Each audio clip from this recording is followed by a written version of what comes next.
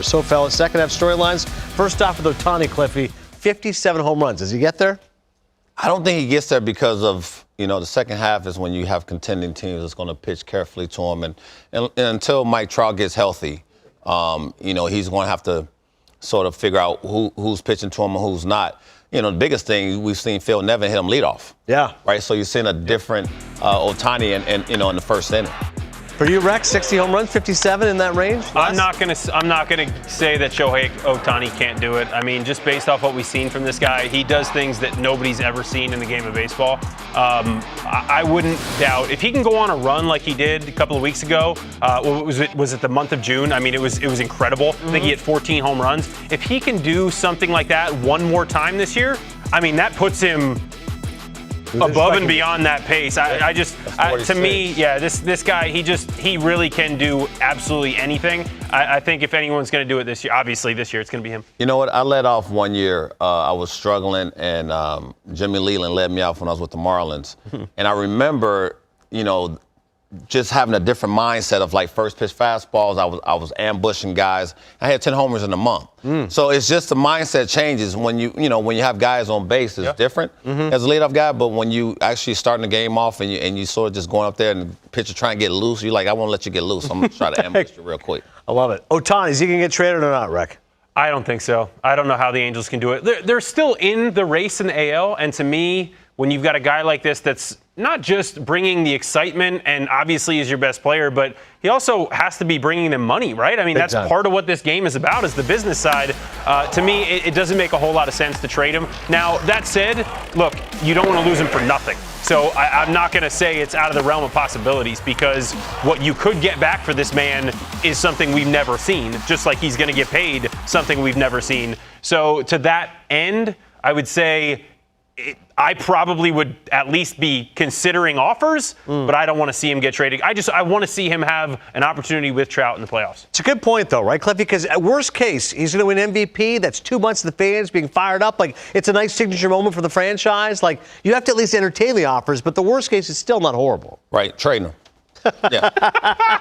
Because you have such a great asset there you have to take advantage of. You do. And you can't lose him, like you said. Yeah. You can't just let him walk out. Yeah. You have to understand the business side of this thing. And I'm a fan. If I'm sitting in the stands, out there in Anaheim, I am watching him. I am not going to the bathroom. I'm not going to get any food. I appreciate what he brings to the table. But when you think about the organization and you think about where you are and how you've lost so much with the best player on the planet, and Mike Trout, and then you add Ohtani and you still lose, and then you go out there and sign Anthony Rendon and you still lose. You have to figure something out. Yeah.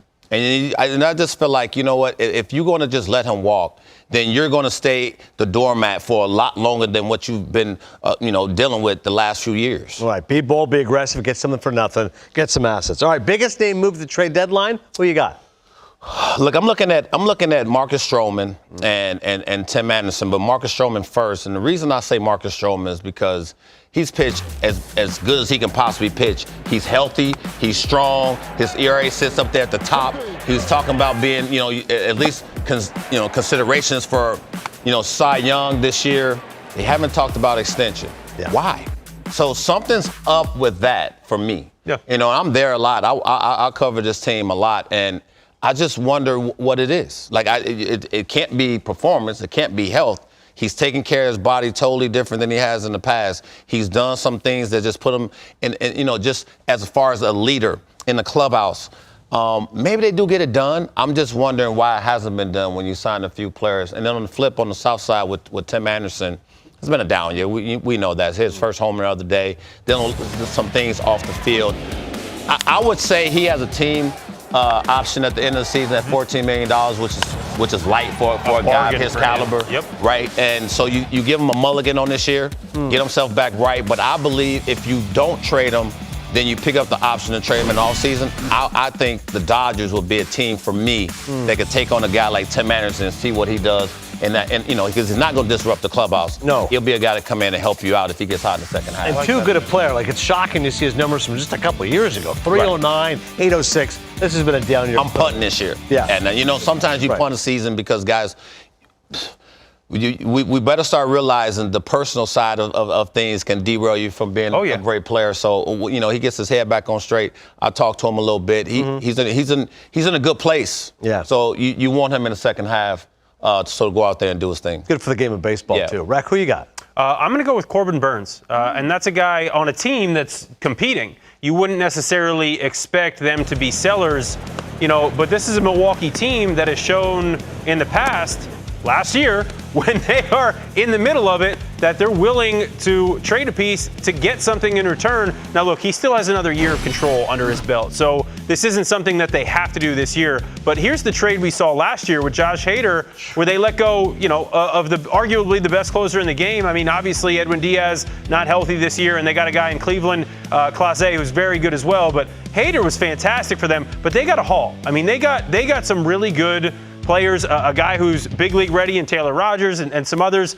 So realistically, I just see the Brewers having the ability to flip this guy, get some guys who can help them right away again next year, and go right back at it again next year. Because, as much as I like this team, and they're still in the mix, I don't see them necessarily winning the World Series this year. So from that perspective, I don't think it's bad business. And they can get guys that can still help them this season with the team that they have. I'm not saying that I want them to go out and trade Corbin, but after everything that happened in the offseason, with the contract, with the arbitration hearing, him being unhappy, maybe it's not a terrible idea to let him move on, because his performance hasn't been as great this year. I don't think you're going to get below market value for him. You're still going to get a lot for him. So you move him on, and I think his performance ticks up because of that. Acrimonious. Never understood it. Didn't understand that whole arbitration situation this spring. Yeah. And I think it hurt him. I really think he went out there bitter.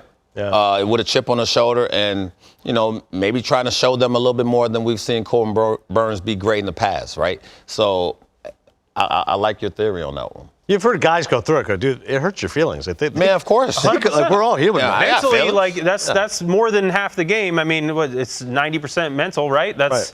So to me, when you go out there, I've had seasons where I went into a season and something changed right before the year started. Like, I got told, hey, you're going to go to AAA. And all of a sudden, something just clicked in me, and I just wasn't the same guy. Right. It really affected me. And that's on me. I need to fix that. But at the same time, that's a big part of the game. So if Corbin Burns is struggling from that at all, imagine the type of player that you can get. A former Cy Young winner, multiple times in the top 3. This guy is probably the best pitcher in baseball over the last 3-4 years combined. That's what he's been. You have a chance to go out and get that for a stretch run. There's a lot of teams that could use that. You mentioned the Dodgers. They're looking for starting pitching. I think the Phillies could maybe use another. There's a lot of teams out there that could use a guy like Corbin Burns. All right, that's how we see it as far as the major second half storylines are concerned.